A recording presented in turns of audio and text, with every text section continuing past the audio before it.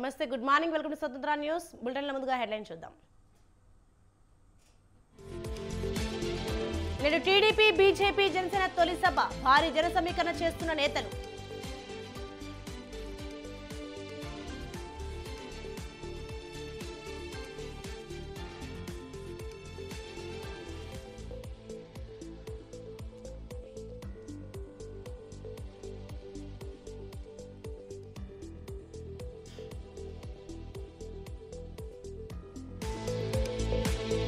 నేటి నుంచి కవిత విచారణ, ప్రశ్నలతో రెడీ అయిన అధికారులు.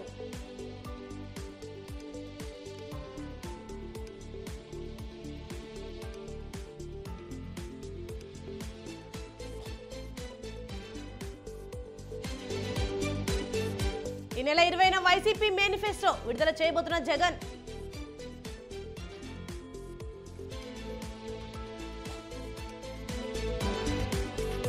ప్రణీత్ రావుకు 7 రోజుల కస్టడీ, నేటి నుంచి విచారణ.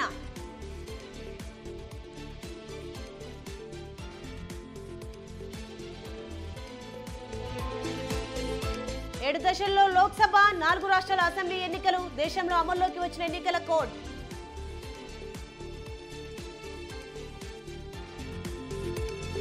నేటితో ముగినున్న భారత్ జోడో న్యాయ యాత్ర, ముంబైలో ముగింపు సభ.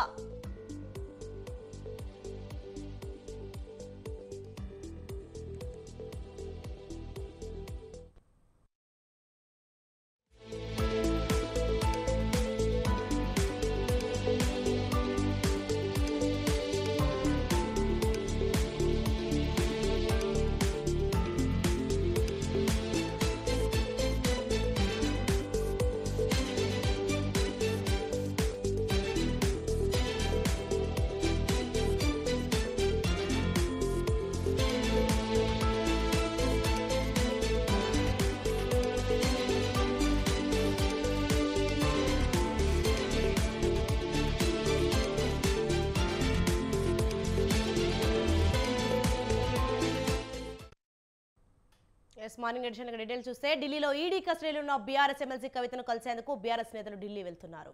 శంషాబాద్ ఎయిర్పోర్ట్ చేరుకున్నారు. ఢిల్లీకి కేటీఆర్, హరీష్ రావు వెళ్లి కవితను కలవనున్నారు. వారి వెంట ప్రశాంత్ రెడ్డి, జీవన్ రెడ్డి, జాన్సన్ నాయక్ కూడా వెళ్తున్నారు.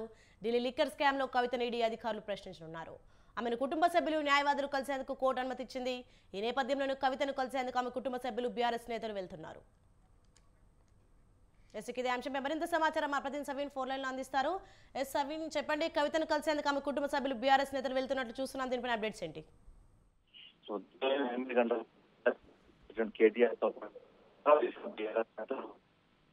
వెళ్ళబోతున్నారు. ఐడి అధికారులు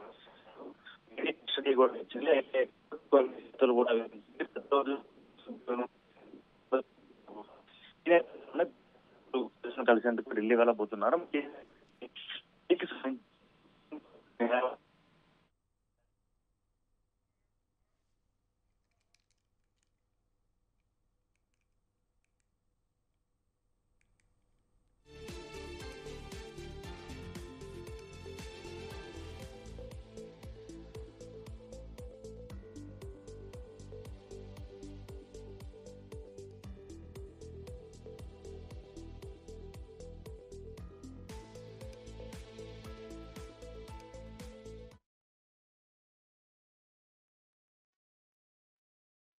కవితను కలిసేందుకు బీఆర్ఎస్ నేతలు ఢిల్లీ వెళ్తున్నారు.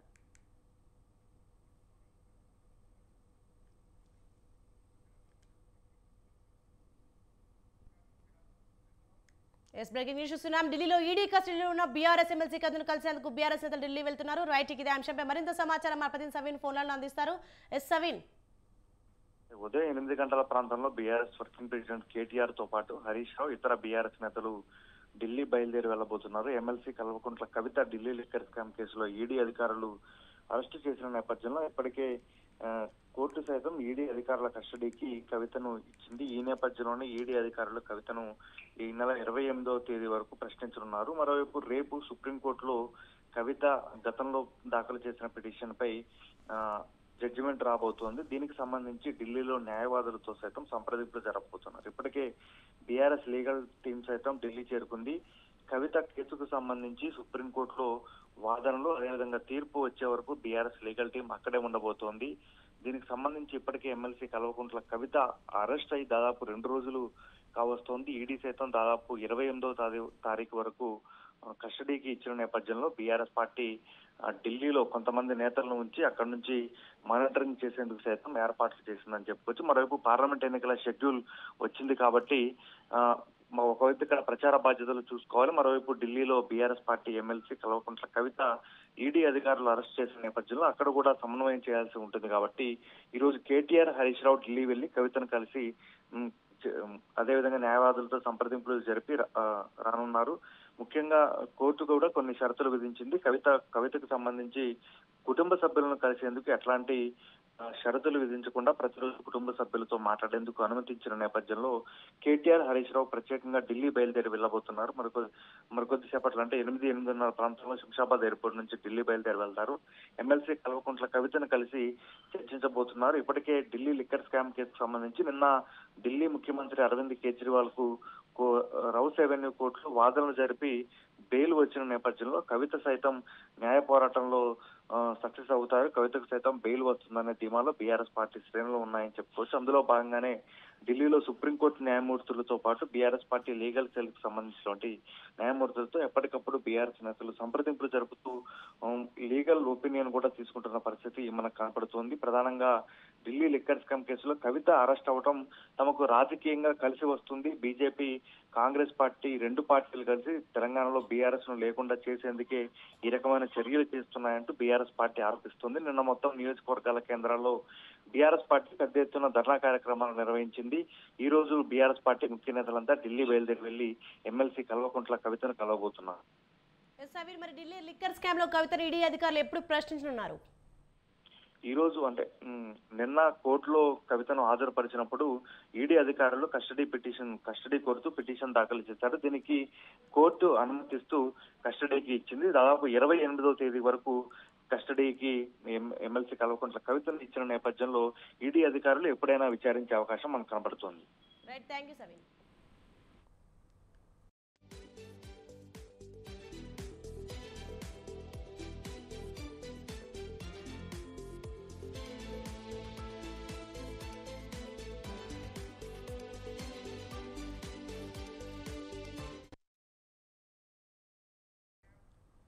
ఎమ్మెల్సీ కవిత భర్త అనిల్ కు కూడా ఈడీ నోటీసులు జారీ చేసింది. సోమవారం విచారణకు రావాలంటూ అనిల్ కు నోటీసుల్లో పేర్కొంది.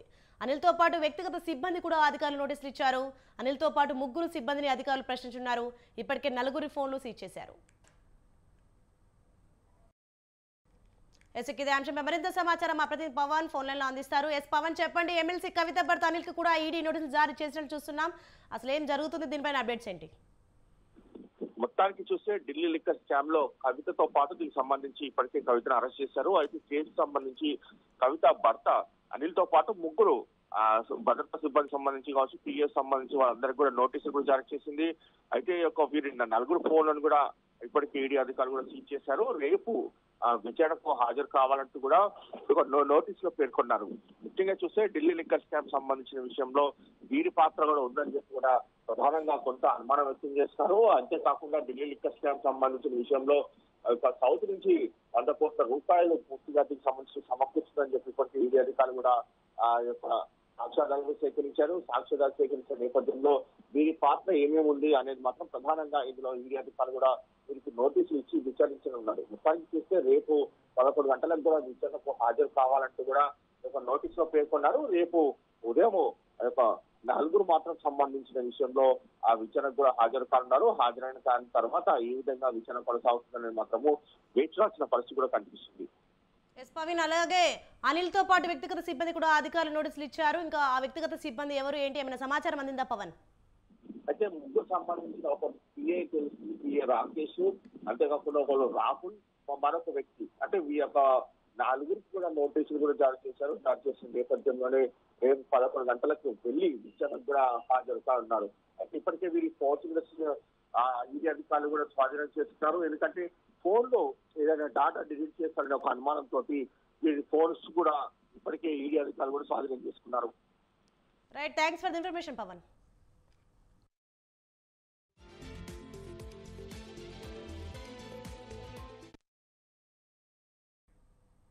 ఢిల్లీ లిక్కర్ పాలసీ కుంభకోణం కేసులో మార్చి 23 వరకు కస్టడీకి రౌస్ అవెన్యూ కోర్టు అనుమతించడంతో బీఆర్ఎస్ ఎమ్మెల్సీ కవితను విచారించనున్నారు ఈడీ అధికారులు. కవితను 10 రోజుల కస్టడీకి ఇవ్వాలని ఈడీ పిటిషన్పై విచారణ వేసిన కోర్టు ఈ మేరకు ఆదేశాలు ఇచ్చింది. న్యాయమూర్తి ఆమెకు మార్చి 23 వరకు కస్టడీకి ఇచ్చారు. కుటుంబ సభ్యులు న్యాయవాదులను కలిసేందుకు అనుమతి ఇచ్చింది. ఇవాళ నుంచి విచారించనున్నారు ఈడీ అధికారులు.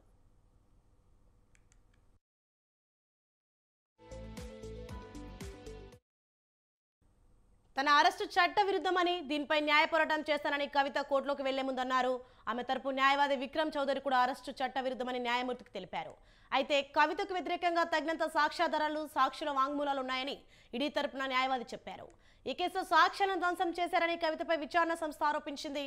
ఢిల్లీ లిక్కర్ స్కామ్ లో కవిత కీలకంగా ఉన్నారని ఈడీ అధికారులు తెలిపారు. 10 రోజుల కస్టడీ కోరుతూ వేసిన పిటిషన్లో కీలక అంశాలను ప్రస్తావించింది ఈడీ. కవితను ఎందుకు అరెస్ట్ చేయాల్సి వచ్చిందో వివరంగా తెలుపుతూ పిటిషన్ వేసింది.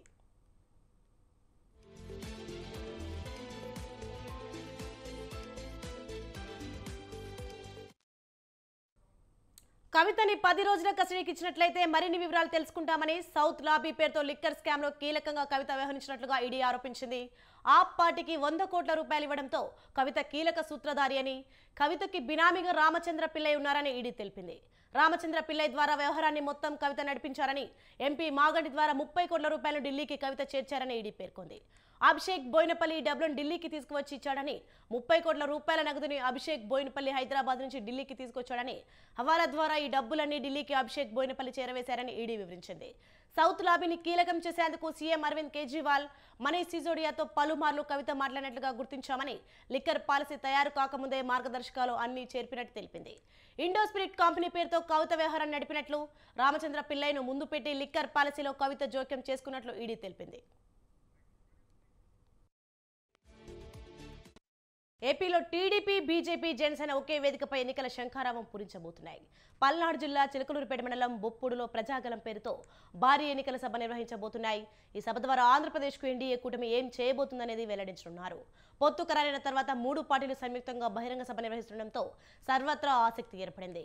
బొప్పుడి వద్ద 300 ఎకరాల విస్తీర్ణంలో సభా ప్రాంగణం తీర్చిదిద్దారు. 200 ఎకరాలను వాహనాల పార్కింగ్, హెలీప్యాడ్ కు కేటాయించారు. వీఐపీలు ప్రజలకు వేర్వేరుగా గ్యాలరీలు ఏర్పాటు చేశారు. 8 అడుగుల ఎత్తులో ప్రధాన వేదిక నిర్మించారు. దాని వెనుక వీఐపీల కోసం గ్రీన్ రూమ్లు సైతం ఏర్పాటయ్యాయి. ఈ సభ కోసం మొత్తం 7 హెలీప్యాడ్లు నిర్మించారు. సభా ప్రాంగణాన్ని ఇప్పటికే ఎస్పీజీ తన ఆధీనంలోకి తీసుకుంది.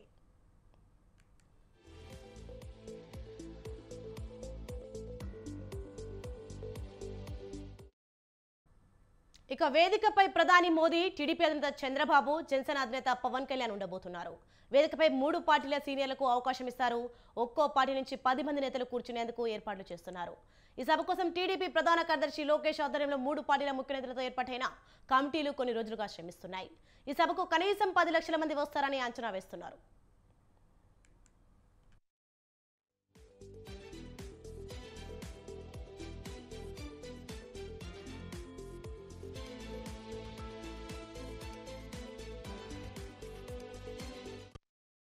ప్రజాగలం సభ ద్వారా 3 పార్టీల అగ్రనేతలు రాష్ట్ర ప్రజలకు బలమైన సందేశాన్ని పంపనున్నారు.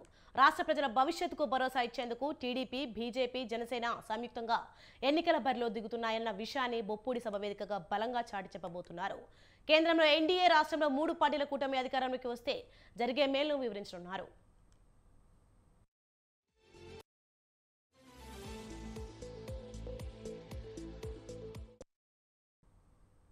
2014లో రాష్ట్ర విభజన తర్వాత టీడీపీ, బీజేపీ మళ్లీ జట్టు కట్టాయి. ఆ ఎన్నికల్లో ఈ 2 పార్టీలతో జనసేన కూడా జత కలిసింది.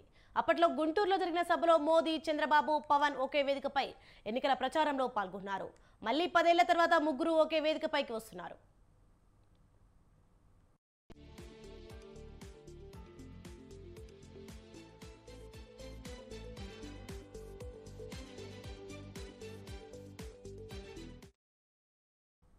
వైసీపీ మేనిఫెస్టో రూపకల్పన తుది దశకు చేరుకుంది. ఈ నెల 20న సీఎం జగన్ మేనిఫెస్టోను విడుదల చేయనున్నారు. రైతులు, మహిళలు టార్గెట్గా కొత్త పథకాలు ఉండనున్నాయని వైసీపీ నేతలు చెబుతున్నారు. నెరవేర్చగల హామీలను మాత్రమే ఇస్తామని అంటున్నారు. ఒక్కసారి హామీ ఇస్తే వెనక్కి వెళ్లే ప్రసక్తే లేదని చెబుతున్నారు. సీఎం జగన్ 175 అసెంబ్లీ, 24 ఎంపీ స్థానాలకు ఒకేసారి అభ్యర్థులను ప్రకటించారు. ఎన్నికల షెడ్యూల్ కూడా వెలువడడంతో ప్రచారం ప్రారంభించేందుకు వైసీపీ రూట్ మ్యాప్ సిద్ధం చేస్తోంది.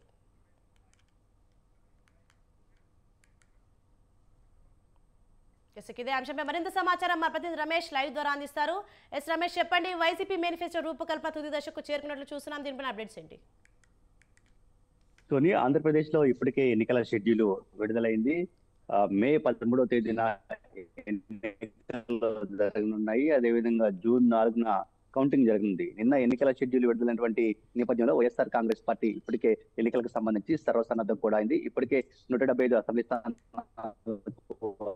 అభ్యర్థులను ప్రకటించింది. అదేవిధంగా 24 పార్లమెంటు స్థానాలకు ఎంపీ అభ్యర్థులను కూడా ప్రకటించడం జరిగింది. ఒక అనకాపల్లి స్థానానికి సంబంధించి అభ్యర్థిని ప్రకటించాల్సి ఉంది. ఇక ఎన్నికలకు సంబంధించిన అభ్యర్థుల ప్రకటన పూర్తయినటువంటి నేపథ్యంలో మేనిఫెస్టో రూపకల్పన పైన ఏపీ సీఎం జగన్మోహన్ రెడ్డి దృష్టి సారించారు. గత ఎన్నికల్లో ఇచ్చినటువంటి మేనిఫెస్టో ఏదైతే ఉందో ఆ మేనిఫెస్టోలోని 99% పైగా హామీలను అమలు చేశామని ఇప్పటికే వైఎస్ఆర్ కాంగ్రెస్ పార్టీ నేతలు చెప్తూ ఉన్నారు. అదే సందర్భంలో వచ్చే ఎన్నికలకు సంబంధించి మేనిఫెస్టోను రూపొందించే పనిలో సీఎం జగన్మోహన్ రెడ్డి ఉన్నారు. గత ఎన్నికల మేనిఫెస్టో ఏదైతే ఉందో దానిలోని అన్ని అంశాలను కొనసాగిస్తూ దానిలోని కొన్ని అంశాలకు తుది మెరుగులు దిద్దాలని సీఎం జగన్ భావిస్తున్నట్టు తెలుస్తోంది. ప్రధానంగా ఏదైతే ఇప్పటి సామాజిక పెన్షన్లు ఇస్తూ ఉన్నారో 3,000 ఆ సామాజిక పెన్షన్లు 4,000 వరకు పెంచుకుంటూ వెళ్లే అవకాశం ఉన్నట్టు తెలుస్తుంది. అంతేకాకుండా అమ్మఒడి నిధులను కూడా కొంత మేర పెంచే అవకాశం ఉన్నట్టు తెలుస్తుంది. రైతు భరోసా నిధులను ఇంకొంత మేర పెంచే అవకాశం ఉన్నట్టు తెలుస్తుంది. దీంతో పాటు 1-2 అంశాలకు సంబంధించి కీలక నిర్ణయం తీసుకునే అవకాశం ఉంది. అయితే ఎన్నికల మేనిఫెస్టో ప్రకటించిన తర్వాత ఆ మేనిఫెస్టోను ఇంప్లిమెంట్ చేయగలమా లేదా, దానికి రాష్ట్రంలో ఉన్నటువంటి ఆర్థిక వనరులు కానీ ఆర్థిక పరిమితులు ఏంటి అనే దానిపైన ఇప్పటికే ఉన్నతాధికారులతో కూడా సీఎం జగన్మోహన్ రెడ్డి గతంలో సమావేశమై రాష్ట్రంలో ఉన్నటువంటి ఆర్థిక పరిస్థితిని అంచనా వేసిన సందర్భం కూడా ఉంది. మొత్తంగా ఎన్నికల మేనిఫెస్టో అనేది ఖచ్చితంగా అమలు చేయగలిగినటువంటి హామీలు మాత్రమే ఇవ్వాలని సీఎం జగన్మోహన్ రెడ్డి భావిస్తూ ఉన్నారు. గత ఎన్నికల సందర్భంగా ఇచ్చినటువంటి అన్ని హామీలను దాదాపుగా అమలు చేశాం కాబట్టి మళ్ళీ మేనిఫెస్టో అయితే అది ప్రజలు నమ్మగలిగే విధంగా ఉండాలనేది కూడా సీఎం జగన్మోహన్ రెడ్డి భావన. ఈ నెల 20వ తేదీ వరకు ఎన్నికల మేనిఫెస్టోను వైసీపీ ప్రకటించే అవకాశం ఉంది. ఆ తర్వాత ఎన్నికలకు సంబంధించిన ప్రచారాన్ని కూడా సీఎం జగన్మోహన్ రెడ్డి సిద్ధమవుతూ ఉన్నారు. ఎన్నికలకు సమయం చాలా ఎక్కువగా ఉన్నటువంటి నేపథ్యంలో ఈ ఎన్నికలకు సంబంధించి ఏ విధంగా ప్రచారాన్ని నిర్వహించాలి, ఎక్కడెక్కడ ప్రచారాన్ని నిర్వహించాలనే దానికి సంబంధించి కూడా ఇప్పటికే పూర్తి స్థాయిలో కసరత్తు అయితే సీఎం జగన్మోహన్ రెడ్డి చేశారు. రోజు 2 లేదా 3 బహిరంగ సభల్లో పాల్గొనే అవకాశం ఉన్నట్టు తెలుస్తుంది. ప్రధానంగా ఉత్తరాంధ్ర నుంచి ఎన్నికల ప్రచారాన్ని ప్రారంభించే యోచనలో కూడా సీఎం జగన్మోహన్ రెడ్డి ఉన్నట్టు తెలుస్తోంది. సోని. రమేష్, మరి నెరవేర్చగల హామీలను మాత్రమే ఇస్తామని అంటున్నారు. ఒక్కసారి హామీ ఇస్తే వెనక్కి వెళ్లే ప్రసక్తి లేదని చెప్తున్నారు. ఆ హామీలు ఏంటి? ప్రత్యేకమైన అంశాలు ఏమైనా ఉన్నాయా? ఉంటే ఏమైనా సమాచారం ఉందా? అంటే ప్రధానంగా గత ఎన్నికల మేనిఫెస్టోలో వచ్చినటువంటి హామీలు ఏవైతే ఉన్నాయో హామీల్లో దాదాపుగా 99% పైగా అమలు చేశామని వైసీపీ నేతలు చెప్తున్నటువంటి మాట. గత ఎన్నికల మేనిఫెస్టోలోనే కొన్ని అంశాలకు తుది మెరుగులు దిద్దాలని వైఎస్ఆర్ కాంగ్రెస్ పార్టీ అధినేత జగన్మోహన్ రెడ్డి భావిస్తూ ఉన్నారు. ప్రధానంగా గత ఎన్నికల మేనిఫెస్టోలో వచ్చినటువంటి ప్రధానంగా 5 అంశాలపైన ఈసారి వైసీపీ ఫోకస్ చేసినట్టు తెలుస్తోంది. ప్రధానంగా సామాజిక పెన్షన్లు ఏదైతే ఉందో 2019లో వైసీపీ అధికారంలోకి వస్తే సామాజిక పెన్షన్లను 3,000 వరకు పెంచుకుంటూ వెళ్తామని చెప్పడం జరిగింది. ఆ ఇచ్చినటువంటి హామీని నెరవేర్చినటువంటి పరిస్థితి కూడా ఉంది. ఇప్పుడు మళ్ళీ 2024 ఎన్నికల్లో వైఎస్ఆర్ కాంగ్రెస్ పార్టీ అధికారంలోకి వస్తే సామాజిక పెన్షన్లను 4,000 చేసే అంశానికి సంబంధించి ఒక కీలక ప్రకటన చేయబోతున్నట్టు. Right, thank you Ramesh.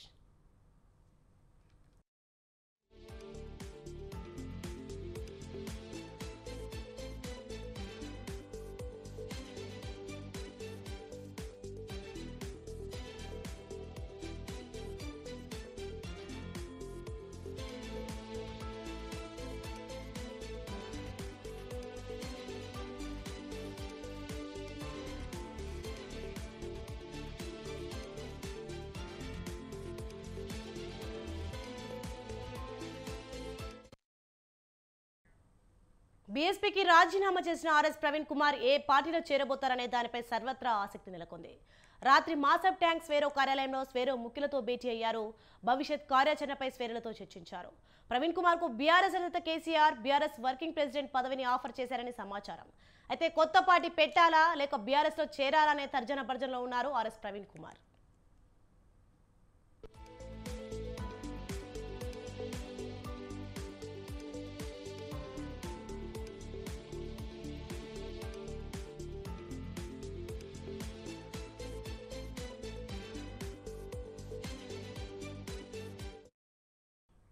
బీఎస్పీకి రాజీనామా చేసిన ఆర్ఎస్ ప్రవీణ్ కుమార్ ఏ పార్టీలో చేరబోతున్నారనే దానిపై సర్వత్రా ఆసక్తి నెలకొంది. రాత్రి మాసబ్ ట్యాంక్ స్వేరో కార్యాలయంలో స్వేరో ముఖ్యులతో భేటీ అయ్యారు. భవిష్యత్ కార్యాచరణపై స్వేరలతో చర్చించారు. ప్రవీణ్ కుమార్ కు బీఆర్ఎస్ అధినేత కేసీఆర్ బీఆర్ఎస్ వర్కింగ్ ప్రెసిడెంట్ పదవిని ఆఫర్ చేశారని సమాచారం. అయితే కొత్త పార్టీ పెట్టాలా లేక బీఆర్ఎస్ లో చేరాలనే తర్జన భర్జనలో ఉన్నారు ఆర్ఎస్ ప్రవీణ్ కుమార్. రైట్, ఇదే అంశంపై మరింత సమాచారం మా ప్రతినిధి రాజు ఫోన్ లైన్ లో అందిస్తారు. రాజు, చెప్పండి, బీఎస్పీకి రాజీనామా చేసిన ఆర్ఎస్ ప్రవీణ్ కుమార్ ఏ పార్టీలో చేరబోతున్న దానిపై సర్వత్రా ఆసక్తి నెలకొన్నట్లు చూస్తున్నాం. దీనిపైన అప్డేట్స్ ఏంటి? రైట్ సోని, నిన్న కీలక పరిణామాలు చోటు చేసుకున్నాయి. తెలంగాణ బీఎస్పీకి షాకిస్తూ కూడా ఏకంగా రాష్ట్ర అధ్యక్షుడే పార్టీ శ్రేణులకు కావచ్చు, అలాగే కీలక నాయకులకు చెప్పా పెట్టకుండా రాజీనామాని ప్రకటించారు. ముఖ్యంగా ఈ రాజీనామాకు సంబంధించి రాజీనామా చేయడానికి ప్రధాన కారణం అటు బీఎస్పీ బీఆర్ఎస్ మధ్య కుదిరినటువంటి పొత్తులో భాగంగా 2 స్థానాలు కేటాయించారు. నాగర్ కర్నూల్ అలాగే హైదరాబాద్ 2 పార్లమెంట్ స్థానాలను కూడా కేటాయించారు. ఇరు పార్టీల నడుమ కూడా పొత్తుకు సంబంధించినటువంటి ఒప్పందాలు కుదిరినాయి. ఈ వెనువెంటనే కూడా అనంతరం బీఆర్ఎస్ తో బీఎస్పీ పొత్తు పెట్టుకోవడం పట్ల బీఆర్ఎస్ బలపడుతుంది అనేటటువంటి భావన బీజేపీ చేసినట్లు ఆ బీఎస్పీ అధినేత్రి మాయావతి మీద ఒత్తిడి తేవడం వల్లనే ఈ యొక్క పొత్తును వెనక్కి తీసుకోవాలని ఆమె నిర్ణయం తీసుకున్నట్లు ఆర్ఎస్ ప్రవీణ్ కుమార్ చెప్తా ఉన్నారు. ముఖ్యంగా బీజేపీ ఒత్తిడితోనే బీఎస్పీ నడుస్తా ఉంది అనే విధంగా కూడా ఆయన ఆరోపణలు చేశారు. రాజీనామా చేసిన వెనువెంటనే కొద్ది క్షణాల్లోనే మాజీ సీఎం కేసీఆర్ తో భేటీ అయ్యారు. నందినగర్ లో మాజీ సీఎం కేసీఆర్ తో భేటీ అయ్యారు. అక్కడ తాజా రాజకీయ పరిణామాలతో పాటుగా పొత్తును ఎందుకు వెనక్కి తీసుకోవాల్సి వస్తుంది, అధినేత్రి నుంచి ఎటువంటి ఒత్తిడి వచ్చింది అనేది కూడా ఆయనకు వివరించారు. అనంతరం కూడా ఆ రాజకీయ పరిణామాలను అలాగే దాంతో పాటు తాజా రాజకీయ పరిస్థితులను కూడా ఇరు నేతలు చర్చించారు. అనంతరం ఆర్ఎస్ ప్రవీణ్ కుమార్ కి మాజీ సీఎం కేసీఆర్ అలాగే బీఆర్ఎస్ అధినేతగా ఉన్న కేసీఆర్ బీఆర్ఎస్ వర్కింగ్ ప్రెసిడెంట్ పదవిని కూడా ఆఫర్ చేశారు. పార్టీలో చేరితే గనక ఇప్పుడు నాగర్ కర్నూల్ సీటుతో పాటు అలాగే బీఆర్ఎస్ వర్కింగ్ ప్రెసిడెంట్ పదవిని కూడా ఆఫర్ చేసినట్టుగా తెలుస్తా ఉంది. అయితే ఇప్పటికే దాని మీద ఆర్ఎస్ ప్రవీణ్ కుమార్ ఎటువంటి అభిప్రాయం తెలపలేదు. రానున్న రోజుల్లో భవిష్యత్ కార్యాచరణ తెలియజేస్తారని ఆయన బయటకు వచ్చేశారు. అనంతరం కూడా ఆయన ముఖ్యులతో సన్నిహితులతో వరుస భేటీలు అవుతా ఉన్నారు. మాసర్ ట్యాంక్ లో ఉన్నటువంటి స్వేరో కార్యాలయంలో స్వేరో ముఖ్యులతో కూడా నిన్న దాదాపు 10 గంటల వరకు కూడా రాత్రి 10 గంటల వరకు కూడా ఆయన భేటీ అయ్యారు. కీలక అంశాలు చర్చించారు. అయితే కేసీఆర్ తో పనిచేస్తాను అలాగే బీఆర్ఎస్ తో కలిసి పనిచేస్తాను అన్నటువంటి ఆర్ఎస్ ప్రవీణ్ కుమార్ కొత్త రాజకీయ వేదిక ప్రారంభిస్తారా లేకపోతే బీఆర్ఎస్ లో కొనసాగుతారా అనేది కూడా తెలియాల్సి ఉంది. దాని మీదనే కొంత తర్జన భర్జన చేస్తున్నారు ఆర్ఎస్ ప్రవీణ్ కుమార్. కీలకంగా ఆయన ఎటువంటి నిర్ణయం తీసుకుంటారు, ఆయనతో పాటు ఎంతమంది పార్టీలో చేరబోతా ఉన్నారు, లేదంటే స్వతంత్ర అభ్యర్థిగా నిలబడతారా లేకపోతే బీఆర్ఎస్ వర్కింగ్ ప్రెసిడెంట్ తీసుకొని బీఆర్ఎస్ అభ్యర్థిగా కంటెస్ట్ చేస్తారా అనేది అయితే వేచి చూడాలి. అయితే ఆయన ముఖ్యులతో చెబుతున్నది ఏంటంటే 2 ఆఫర్లు ఉన్నాయి, 2 అంశాలు ఉన్నాయి. ఒకటి నూతన పార్టీ పెట్టడం ఒకటైతే మరొకటి బీఆర్ఎస్ లో చేరడం. ఈ రెండిట్లో దేనిని చేసుకుంటే బాగుంటుంది అనేది కూడా ఆయన సన్నిహితులతో చర్చిస్తున్నట్లయితే మనకు తెలుస్తా ఉంది. థ్యాంక్ యూ రాజు.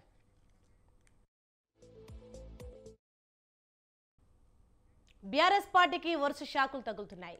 లోక్సభ ఎన్నికలు సమీపిస్తున్న వేళ బీఆర్ఎస్ పార్టీ నుంచి పలువురు నేతలు వెళ్లిపోతున్నారు. ఇతర పార్టీలోకి వలసలు కొనసాగుతున్నాయి. ఇప్పటికే పలువురు నేతలు బీజేపీ కాంగ్రెస్ పార్టీల తీర్థం పుచ్చుకున్నారు. బీఆర్ఎస్ కు గుడ్ బై చెప్పిన 2 సిట్టింగ్ ఎంపీలు రాజీనామా చేసి బీజేపీలో చేరారు. తాజాగా వర్ధన్నపేటకు చెందిన మాజీ ఎమ్మెల్యే ఆర్యూరి రమేష్ కూడా బీఆర్ఎస్ పార్టీకి రాజీనామా చేశారు. ఈ మేరకు ఆయన తన రాజీనామా లేఖను కేసీఆర్ కు పంపారు. పార్టీ జిల్లా అధ్యక్ష పదవికి ప్రాథమిక సభ్యత్వానికి రాజీనామా చేసినట్లు లేఖ విడుదల చేశారు. తన రాజీనామా ఆమోదించాలని విజ్ఞప్తి చేశారు.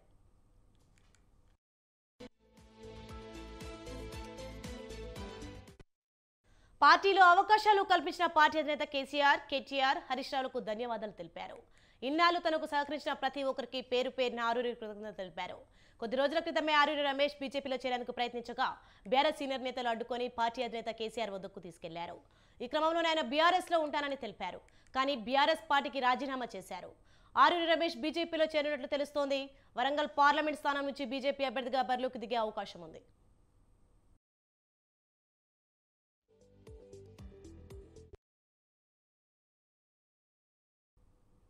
ఎస్ఐబిలో హార్డ్ డిస్కులు కంప్యూటర్ల ధ్వంసం ఫోన్ ట్యాపింగ్ కేసులో అరెస్ట్ అయిన మాజీ డీఎస్పీ ప్రణీత్ రావును 7 రోజుల పాటు పోలీసులు కస్టడీకి అనుమతిస్తూ నాంపల్లి కోర్టు ఆదేశాలు జారీ చేసింది.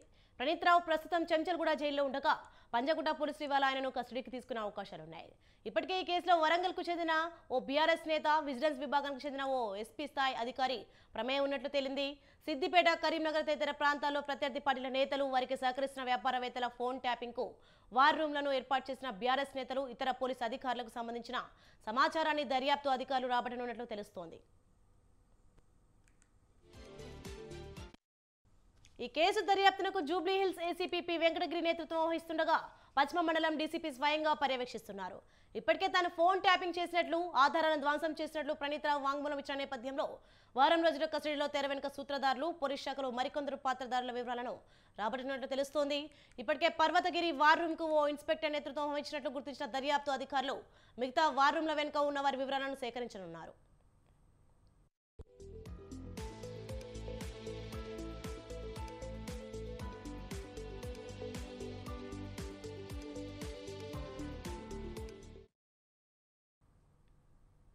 Yes, KV Morning Edition updates. For more updates, keep watching Swatantra News.